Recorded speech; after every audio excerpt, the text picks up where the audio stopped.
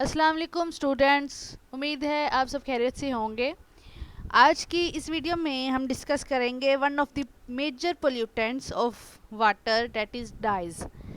देखें, इससे पिछली वीडियोस में मैंने ये डिस्कस किया था कि कौन से टॉपिक्स हैं हॉट टॉपिक्स जिन पे आजकल रिसर्च करनी चाहिए। अगर आपने वो वीडियो काइंडली नहीं देखी तो उसको जाके देखें। उस टॉपिक्स में हमने 3 मेजर टॉपिक्स डिस्कस किए थे, ठीक है। उसके बाद फिर एक अगली वीडियो में हमने उन एक टॉपिक से रिलेटेड एड्जॉर्प्शन को डिस्कस किया था कि व्हाट इज़ एड्जॉर्प्शन। देखें, ये एड्जॉर्प्शन, डाइज और इसकी मुकम्मल डिटेल आपके लिए जानना इसलिए ज़रूरी है कि आपको रिसर्च में किसी भी पॉइंट पे कन्फ्यूजन ना हो। आपके सारे पॉइंट्स जब क्लियर होंगे तो आप उसका मैकेनिज़्म, उससे रिलेटेड इन्फॉर्मेशन जितनी भी है, आप उसको इजीली अंडरस्टैंड कर सकोगे। तो एड्जॉर्प्शन की वीडियो ऑलरेडी अपलोडेड है, अगर आपने वो नहीं देखी तो काइंडली उसको देख लें। और उसके बाद हम ये जो वीडियो बना रहे हैं ये डाइज से रिलेटेड है कि डाइज की रिमूवल करवानी है वेस्ट वाटर से बाय मेथड ऑफ एड्जॉर्प्शन। अब चाहे एड्जॉर्बेंट कोई भी यूज़ करो आप, वो एड्जॉर्बेंट से रिलेटेड वीडियो भी इंशाल्लाह ताला मैं अपलोड करूँगी, जिसमें वेरियस काइंड्स ऑफ एड्जॉर्बेंट, जो बायो एड्जॉर्बेंट्स हैं वो भी, और जो हम लैब में खुद से प्रिपेयर कर सकते हैं डिफरेंट काइंड्स के हाइड्रोजेल्स, कंपोजिट्स, हम उनको भी डिस्कस करेंगे और उनकी एप्लीकेशंस भी वेरियस फील्ड्स में इंशाल्लाह ताला डिटेल डिस्कस होगी। तो इसके लिए अगर आपने चैनल को सब्सक्राइब नहीं किया तो काइंडली इस चैनल को सब्सक्राइब कर दें, ज़्यादा से ज़्यादा शेयर करें ताकि सब स्टूडेंट्स तक रिसर्च रिलेटेड सारी इन्फॉर्मेशन जो है वो पास आउट हो जाए। तो स्टार्ट करते हैं जी। डाइज डाइज क्या होते हैं और कहाँ कहाँ यूज़ होते हैं, इनको वाटर में जब ये ऐड होते हैं तो ये कैसे पोल्यूशन काज करते हैं, इनको रिमूव करना क्यों ज़रूरी है, उसके बारे में छोटी सी एक प्रेजेंटेशन है। इस प्रेजेंटेशन के सुनने के बाद, इस वीडियो को सुनने के बाद आपके काफ़ी हद तक पॉइंट्स डाइज से रिलेटेड जो हैं वो हल हो जाएंगे। तो चलिए जी स्टार्ट करते हैं। What are dyes? सबसे पहला क्वेश्चन तो ये आता है। देखिए, डाइज जो है ना वो कोई भी कलरिंग एजेंट होता है। कलरिंग एजेंट मीन जिस चीज़ का रंग हो। तो अब कलरिंग एजेंट आप देखें, आप जिस जगह आप बैठे हैं, जिस जगह बैठ के आप ये वीडियो सुन रहे हैं, उसमें जगह में भी कितनी आपको डिफरेंट काइंड्स के कलर्स जो हैं वो नज़र आएंगे। आपके बेडशीट का, आपके मोबाइल का, आपके मोबाइल कवर का, और ये जो स्लाइड्स आप देख रहे हैं, इन स्लाइड्स में भी डिफरेंट काइंड्स के कलर्स हैं। आपने जो कपड़े पहने हैं, आपने जो जूते पहने हैं, तो हर जगह डिफरेंट काइंड्स के जो कलर्स हैं आपको नज़र आएंगे, ठीक है।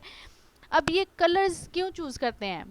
देखें, ये एक ह्यूमन बीइंग की एक नेचर होती है कि they are attracted towards colour, ठीक है। अगर किसी को हम कलर के बगैर कोई चीज़ दे दें कि आपने ये खानी है या पहननी है, तो वो बिल्कुल डल और ड्रैब उनको अट्रैक्ट नहीं करेगी। तो ये डिफरेंट काइंड्स के कलर, डिफरेंट एप्लीकेशंस हैं इनकी। फॉर एग्जांपल फूड में बहुत ज़्यादा यूज़ होते हैं, क्लोथ्स में, कॉस्मेटिक्स में, फार्मास्यूटिकल इंडस्ट्री में, हर जगह इनकी एप्लीकेशंस हैं और ये कलरिंग एजेंट्स होते हैं। और जब किसी भी सब्सटेंस के साथ ये अटैच हो जाते हैं तो क्या करते हैं, उसको कलर इम्पार्ट कर देते हैं। तो बेसिकली वन लाइन में अगर आपसे कोई डेफिनेशन पूछे कि डाइज क्या हैं, तो these are colouring agent and responsible for imparting colour to that substance on which they attach. ठीक हो गया। उसके बाद यूजेस देखें तो यूजेस मैं ऑलरेडी आपसे बता चुकी हूँ कि आपके यूजेस जो हैं वो आप देखें, फूड आइटम्स जितनी हैं उनमें भी कलर यूज़ होता है। आपकी क्लॉथिंग में, टेक्सटाइल प्रोडक्ट्स में कलर यूज़ होता है, कॉस्मेटिक्स में यूज़ होते हैं डिफरेंट काइंड की, वो लिपस्टिक्स और वो नेल पेंट्स और इस तरह की आपको डिफरेंट कलर्स जो हैं, वैरायटी जो है आपको इसमें मिलेगी। इसके अलावा फार्मास्यूटिकल इंडस्ट्री में और लेदर और रबर इंडस्ट्रीज़, इन सब इंडस्ट्रीज़ और इसके अलावा और भी डिफरेंट एप्लीकेशंस में कलर या डाइज यूज़ होते हैं। एक सर्वे किया गया, उसके मुताबिक ये आपको इन्फॉर्मेशन मिली क्लियर कि जो 10,000 जो हैं वो कमर्शियली अवेलेबल डाइज है। मीन्स टू से 10,000 डाइज ऐसे हैं जो कमर्शियल पर्पसेस के लिए यूज़ होते हैं, और सारे के सारे जब ये यूज़ हो जाते हैं, मैं मिसाल लेती हूँ, यहाँ पे कपड़ा रंगने वाली जो फैक्ट्रियाँ हैं, ठीक है, जो डाइंग इंडस्ट्रीज़ हैं, उनमें क्या होता है, उनमें भी डाई यूज़ होता है। कपड़ा रंगने के लिए एक रंग यूज़ करते हैं। तो जब कपड़ा रंग लेते हैं तो बकिया का जो बाकी उनके पास सोल्यूशन होता है रंग वाला, वो उसको डिस्कार्ड कर देते हैं और वो ऐसे ही जो डिस्कार्ड करते हैं और वो सारी आपके जितने भी इन्वायरमेंट में जाएगा, आपके रिवर्स लेक्स में जाएगा, और वो कलरिंग और पोल्यूटेड वाटर जो है वो हर जगह को डिस्ट्रॉय करेगा। या अगर आपने कुछ ऐसे कपड़े लिए हों जो कि मतलब आप जब आप उनको पहने या उसको धोएं, तो समटाइम्स ऐसे होता है कि उनका जो रंग है, दूसरे लफ्ज़ों में, आसान लफ्ज़ों में, उसको आप कहते हैं कि रंग कच्चा है, जिसकी वजह से ये रंग उतर रहा है कपड़ों से। तो रंग कच्चा होने का मतलब क्या होता है कि उसकी और सरफेस के साथ, उसकी सरफेस क्या है यहाँ पे, टेक्सटाइल, यानी कि डाई और टेक्सटाइल प्रोडक्ट जो है उनके दरमियान इंटरेक्शन वीक है, जिसकी वजह से वो सरफेस के साथ अटैच नहीं हुआ जिस हद तक इसको अटैच होना चाहिए था।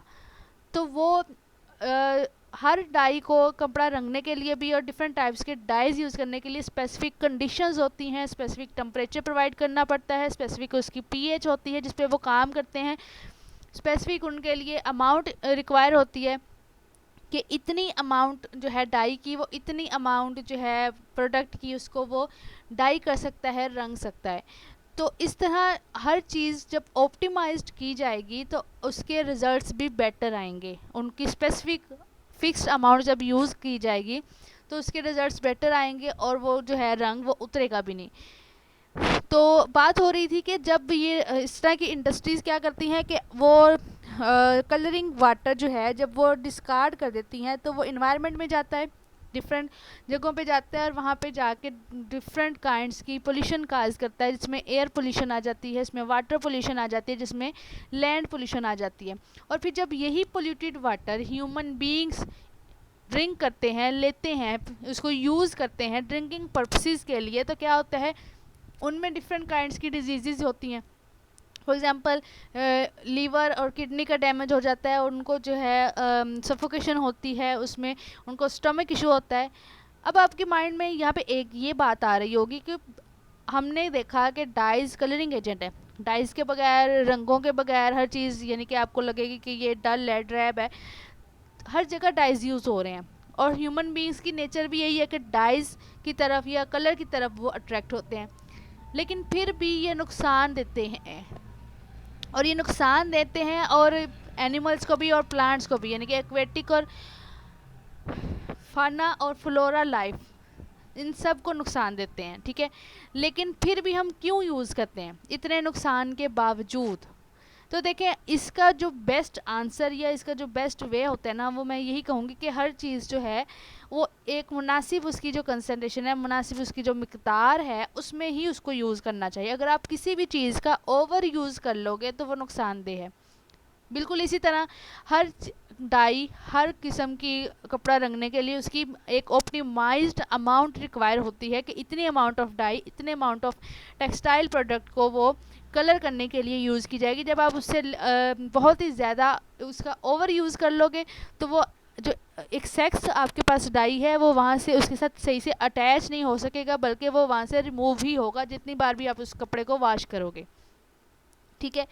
और इसका ये भी होता है कि डाई को और कपड़े का इंटरेक्शन अच्छा करने के लिए डिफरेंट काइंड्स के मोर्डेंट्स यूज़ किए जाते हैं। मोर्डेंट्स मीन कि वो उनके दोनों के दरमियान, कपड़े और डाई के दरमियान एक गुड इंटरेक्शन डेवलप करते हैं। यानी कि एक दूसरे लफ्ज़ों में कहा जाए कि एक ये मोर्डेंट एक एजेंट होता है जो कि डाई और टेक्सटाइल प्रोडक्ट या कोई भी जिसके ऊपर हम रंग करना चाह रहे हैं, वो कोई कॉस्मेटिक हो सकती है, कोई फूड आइटम हो सकती है, उनके दरमियान इंटरेक्शन डेवलप करता है, ठीक है।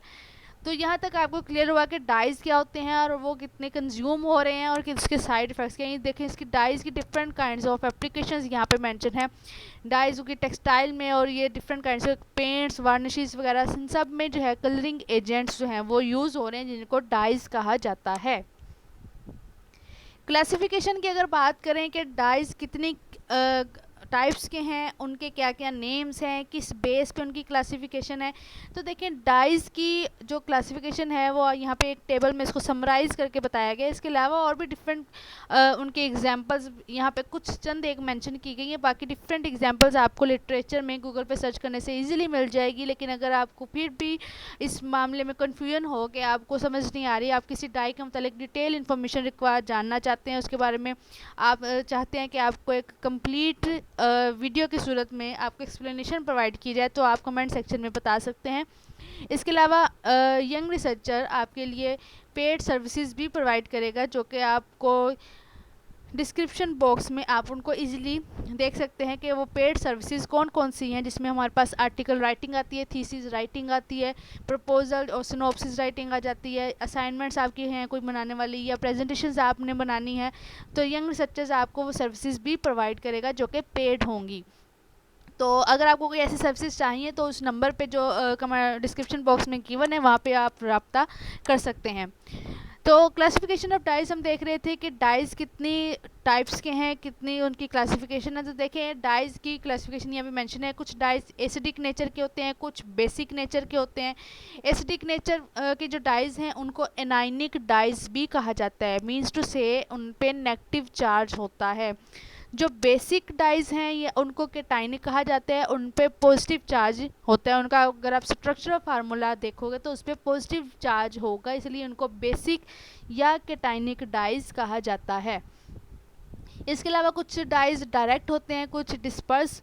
कुछ डाइज की जो हैं टाइप्स वो रिएक्टिव टाइप के होते हैं, कुछ सल्फ़र होते हैं जिसमें सल्फ़र कंपाउंड्स या सल्फ़र या सोडियम सल्फाइड इस तरह की एटम्स और ये एलिमेंट्स मौजूद होते हैं। कुछ डाइज जो हैं वो वेट डाइज होते हैं। आगे इनकी जनरल डिस्क्रिप्शन एक ओवरव्यू उसका दिया गया है कि कौन वाटर सोलुबल है और कौन वाटर सोलुबल नहीं है, कौन किस टाइप के डाइज की ज़्यादा इंटेंस कलर आते हैं और किसके ज़्यादा वो ओल्डेस्ट टाइप है। फॉर एग्जांपल वेट डाइज जो हैं ये सबसे पुराने डाइज हैं, ओल्डेस्ट डाइज सबसे पहले यही डिस्कवर किए गए थे वेट डाइज। और आगे हर टाइप की जो डाई है उसकी एग्जांपल्स कुछ मेंशन की गई हैं आपको क्लियर आइडिया देने के लिए कि इनकी थोड़ी बहुत डिटेल बताई गई है। उसके बाद एग्जांपल है, फॉर एग्जांपल एसिड डाइज की क्या है, एसिड रेड 88, एसिड रेड 18 ये उसकी एग्जांपल्स हैं। क्रिस्टल वाले डाई, मिथाइलिन ब्लू, ये दोनों डाइज और Congo red dyes. Congo red dye जो है वो भी एसिडिक डाई ही होता है, वो उसको हम एनाइनिक डाई भी कहते हैं क्योंकि उस पर नेगेटिव चार्ज होता है अगर आप उसका स्ट्रक्चर फार्मूला देखें तो। और उसके अलावा ये होता है कि वो हमारे पास बहुत ज़्यादा यूज़ होता है, डिफरेंट टाइप्स की इंडस्ट्रीज़ में यूज़ होता है, लेकिन कुछ कंट्रीज़ में ये इस तरह का कॉन्गो रेड और क्रिस्टल वाले डाई ये बैन भी हो चुके हैं, लाइक यूरोप की इंडस्ट्रीज़ में। लेकिन फिर भी वो कलरिंग एजेंट है, अट्रैक्ट करते हैं, लेकिन फिर भी कुछ लोग या कुछ इंडस्ट्रीज़ उनको यूज़ कर रही हैं, लेकिन एक लिमिटेड अमाउंट में, क्योंकि इनके साइड इफ़ेक्ट्स बहुत ज़्यादा हैं, लेकिन उनको मुनाफा भी दूसरे लफ्ज़ों में कह लें तो इसी में ही है। तो क्रिस्टल वायलेट जो है जी ये बेसिक डाई है, मिथाइलिन ब्लू भी बेसिक और केटानिक डाई है और ये बहुत ज़्यादा यूज़ होते हैं। अगर आप जैसे हमने लास्ट वीडियो में देखा था कि आपको रिसर्च के लिए कौन से टॉपिक जो हैं वो सिलेक्ट करने चाहिए, और ये उन टॉपिक्स में भी हमने वेस्ट वाटर ट्रीटमेंट को हम लेके चल रहे हैं।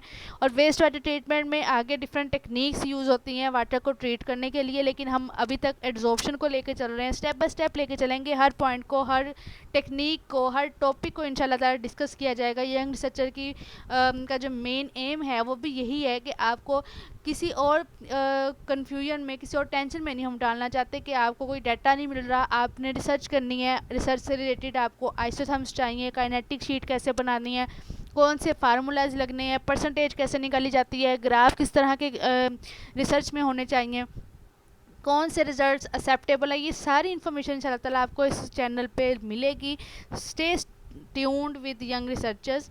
तो हम डिस्कस कर रहे थे कि हम एड्जॉर्प्शन को हमने देखा कि एड्जॉर्प्शन एक बेहतरीन टेक्निक है जो कि वेस्ट वाटर ट्रीटमेंट में यूज़ होती है। फिर हमने एड्जॉर्प्शन किसकी करवानी है, मैंने पहले जैसे आपको कहा कि पोल्यूटेंट्स जो वाटर में होते हैं वो डिफरेंट काइंड्स के होते हैं, वो मेटल आइंस भी हो सकती हैं, वो डाइज भी हो सकते हैं।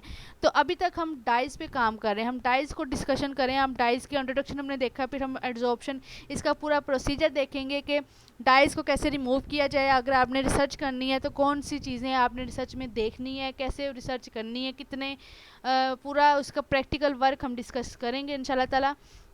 इससे नेक्स्ट वीडियो में हम जो है वो मेटल लाइंस को डिस्कस कर लेंगे, मेटल लाइन की एड्जॉर्प्शन कैसे होती है, उनकी कंप्लीट आइसोथर्म्स और एक्सेल शीट वगैरह, हम सारे थर्मोडायनामिक्स और उसका जो है डिफरेंट काइंड्स के मॉडल्स इंशाल्लाह ताला हम डिस्कस करेंगे। और उसके बाद फिर इसी तरह हम हाइपर क्रॉसलिंक पॉलीमर्स और हाइड्रोजेल्स और डिफरेंट काइंड्स के एड्जॉर्बेंट्स जो हैं उनको भी डिस्कस किया जाएगा। तो बताने का मकसद ये है कि आपको हर तरह की इन्फॉर्मेशन इस चैनल पर मिलेगी। और दूसरी बात ये है कि अगर आपने एड्जॉर्प्शन चूज़ करनी है अपनी रिसर्च के लिए और आप एड्जॉर्प्शन पे काम करना चाह रहे हैं, वेस्ट वाटर ट्रीटमेंट पे काम करना चाह रहे हैं, तो काइंडली आई सजेस्ट कि आप एड्जॉर्प्शन ऑफ डाइज पे काम करें। ठीक है, तो यहाँ आपको एक पॉइंट क्लियर हो गया कि आपने अगर टॉपिक सिलेक्ट करना है तो एड्जॉर्प्शन ऑफ डाइज सिलेक्ट कर लें, एड्जॉर्प्शन ऑफ मेटल आयंस कर लें, ये दोनों टॉपिक्स बेस्ट हैं। अब मेटल आयन के नाइनिक हो, डाइज को किसी भी टाइप का हो सकता है। ये जो टाइप्स यहाँ पे गिवन है इनमें से किसी भी टाइप का डाई आप चूज़ कर सकते हो, लेकिन जो इजीली अवेलेबल है वो क्रिस्टल वायलेट डाई है, मिथाइलिन ब्लू डाई, ये इजीली अवेलेबल है, हर लैब में मौजूद होते हैं, आपको परचेज नहीं करना पड़ेगा। कॉन्गो रेड डाई जो है एसिडिक है, ये जिसको नाइनिक में मैंने कहा, ये भी इजीली अवेलेबल होता है। ये अगर आपको परचेज भी करना पड़े तो वो इतने ज़्यादा कॉस्टली नहीं होते। तो डिफरेंट टाइप्स के डाइज यहाँ पे उनके एग्जांपल्स, उनके टाइप्स, उनकी जनरल डिस्क्रिप्शन गिवन है। तो यहाँ तक तो यानी कि एक जो मैंने आपको ट्रिकी बात बताई या हिंट दिया कि आपने अगर वेस्ट वाटर ट्रीटमेंट पे काम करना है एड्जॉर्प्शन टेक्निक से या किसी भी टेक्निक से, फोटोकैटालिसिस से या ओजोनेशन से, मेम्ब्रेन फिल्ट्रेशन से, आयन फ्लोकुलेशन से, जिस भी टेक्निक से करना चाह रहे हैं अगर आपने करना है वेस्ट वाटर ट्रीटमेंट पे, तो आप डाइज रिमूवल पे काम कर लें या मेटल आयन रिमूवल पे कर लें। तो डाइज में भी कौन से डाइज आपको सिलेक्ट करने हैं, आप क्रिस्टल वायलेट कर सकते हैं, आप मिथाइलिन ब्लू कर सकते हैं, रोटामिन बी कर सकते हैं, कॉन्गो रेड कर सकते हैं जो कैनाइनिक है। अगर आपको कोई और डाई भी आपकी लैब में इजीली अवेलेबल है तो आप वो चूज़ कर सकते हैं। तो आई होप यहाँ तक आपको सी क्लासिफिकेशन और थोड़ी सी information about selection of dye ये आपको यहाँ तक क्लियर हो चुकी। तो यही चीज़ मैं कह रही हूँ कि आप वीडियो को एंड तक देखा करें, दरमियान में, एंड में, शुरू में, कहीं ना कोई आपको पॉइंट इंशाल्लाह ताला लाजमी मिलेगा। तो ये कुछ डाइज हैं जिनकी स्ट्रक्चर फार्मूलाज यहाँ पे गिवन है। फॉर एग्जांपल ये एसिड डाइज हैं, उनमें क्या है, ये picric acid, CI acid blue 25, CI acid orange 3, ये कुछ एसिड उनके स्ट्रक्चर फार्मूलाज हैं। ये क्रिस्टल वायलेट का स्ट्रक्चर फार्मूला यहाँ पे गिवन है।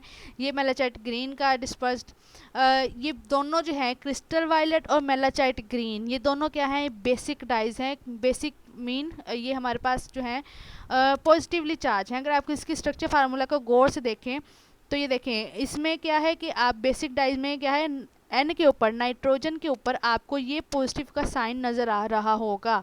ठीक है, इसी तरह ये मेलाचाइट ग्रीन के केस में था। इसी तरह क्रिस्टल वायलेट के केस में भी आपको क्या है, एन के ऊपर ये पॉजिटिव चार्ज नज़र आ रहा है। इट मीन्स कि ये बेसिक डाई है, कि टाइनिक डाई है जिसके ऊपर पॉजिटिव चार्ज प्रेजेंट है। अब आप कहेंगे कि ये पिक्रिक एसिड है, इसके ऊपर नेगेटिव चार्ज तो मेंशन नहीं है। तो देखिए पिक्रिक एसिड में आप पहले तो ये देखें ना, इसमें ग्रुप्स कौन से हैं, OH है, NO2 है, NO2 तो देखें भाई, ऑक्सीजन चाहे वो N के साथ अटैच है चाहे O के साथ, ऑक्सीजन के ऊपर क्या होती है, लोन पेयर होती है प्रेजेंट। इसी तरह नाइट्रोजन के ऊपर भी लोन पेयर होता है। तो लोन पेयर का मौजूद होना नेगेटिव चार्ज की ही नुमाइंदगी करता है। तो नेगेटिव चार्ज अगर नहीं भी है तो इट्स मीन कि ये नहीं है कि वो एसिड नहीं है।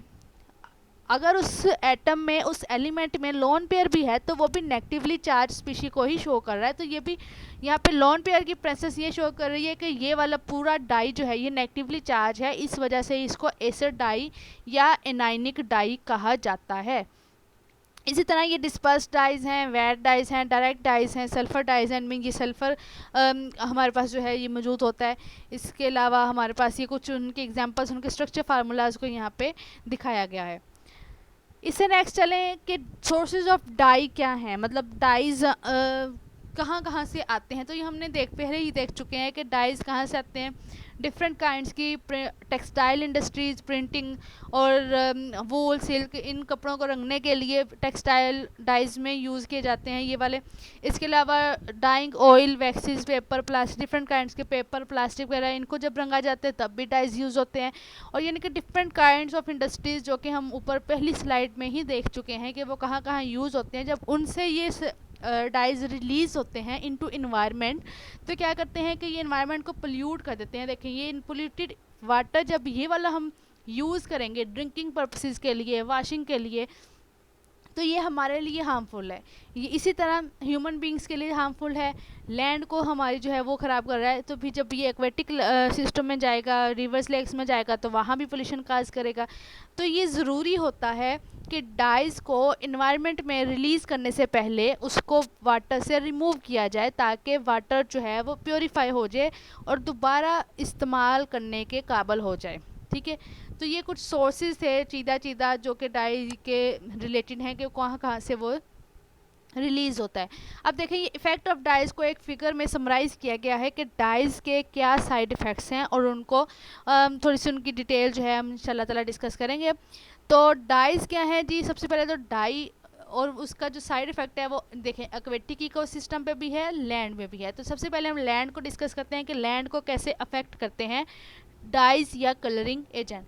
तो देखिए लैंड इकोसिस्टम में क्या होता है कि हमारे पास सॉइल जो है, सॉइल की फर्टिलिटी, सॉइल की प्रोडक्टिविटी, सॉइल की पीएच उसको चेंज कर देते हैं, जिसकी वजह से सॉइल की वहाँ पे जो क्रॉप प्रोडक्शन होनी होती है या वहाँ पे जो सॉइल की फॉर एग्जांपल सॉइल टेक्सचर जो है वो हार्ड हो जाती है और हमारे पास प्लांट ये जो डिफरेंट टाइप्स की क्रॉप्स की प्रोडक्शन होनी होती है तो वो रुक जाती है या वो पोल्यूटेड हो जाती है। और फिर वही पोल्यूटेड क्रॉप्स या एग्रीकल्चरल फूड जब हम खाएंगे तो हमारे यानी कि ह्यूमन बींग्स को भी वो नुकसान करेगी, हमारे लीवर को, हमारे किडनीज़ को, हमारे स्टमक को, हमारी इवन के डिजीनेस और नोजिया, वोमिटिंग, इस तरह की हमारे पास सिम्टम्स भी देखने को मिलेंगे।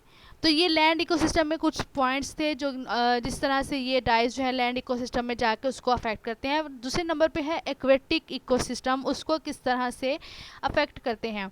तो अगर उसका देखा जाए तो देखें ये लो डीओ लेवल्स, डिजोल्व ऑक्सीजन जो होती है वाटर में उसके लेवल को कम कर देते हैं। Increase organic load, increase VOD and COD, यानी कि ऑक्सीजन की डिमांड ज़्यादा हो जाती है।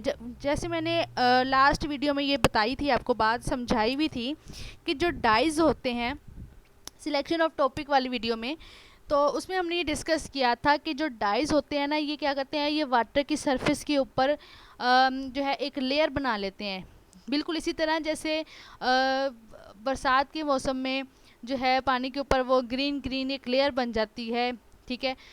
और वो वहाँ से मतलब ना तो वो जल्दी हटती है और ना ही उस ग्रीन लेयर की वजह से जो है पानी की निचली सतह तक लाइट पहुँचती है, ठीक है।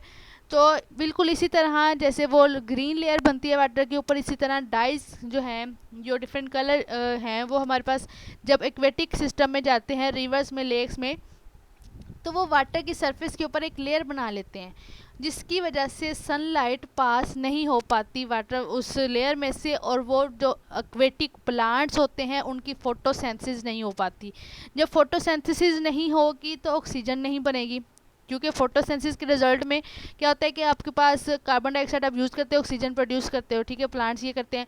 तो जब फोटोसिंथेसिस नहीं होगी, ऑक्सीजन नहीं मिलेगी, तो ऑक्सीजन की डेफिशिएंसी हो जाएगी और उसकी यानी कि ऑक्सीजन की डिमांड, दूसरे लफ्ज़ों में मैं कहूँ ऑक्सीजन की डिमांड बढ़ जाएगी। हर एनिमल को ज़्यादा डिमांड होगी ऑक्सीजन की, क्योंकि उसको सर्वाइवल के लिए ऑक्सीजन चाहिए, उसने सर्वाइवल के लिए, और प्लांट्स को सर्वाइवल के लिए फोटोसिंथेसिस चाहिए, क्योंकि उसको अपना जो फूड है वो फोटोसिंथेसिस से प्रिपेयर करते हैं। तो इस तरह क्या होगा हमारे पास कि जब लाइट नहीं जाएगी वाटर सिस्टम में तो फोटोसिंथेसिस नहीं होगी, और उस फोटोसिंथेसिस के ना होने की वजह से ऑक्सीजन की डेफिशिएंसी हो जाएगी, और प्लांट्स को भी जो है हमारे पास लाइट अटेनुएशन, ये देखें यहाँ पे लिखा भी हुआ है, लाइट अटेनुएशन हो जाती है, फोटोसिंथेसिस रेट कम हो जाता है। फाइटोप्लैंक्टन्स यानी कि जो एक्वेटिक प्लांट्स हैं उनकी फोटोसिंथेसिस जो है वो कम हो जाती है।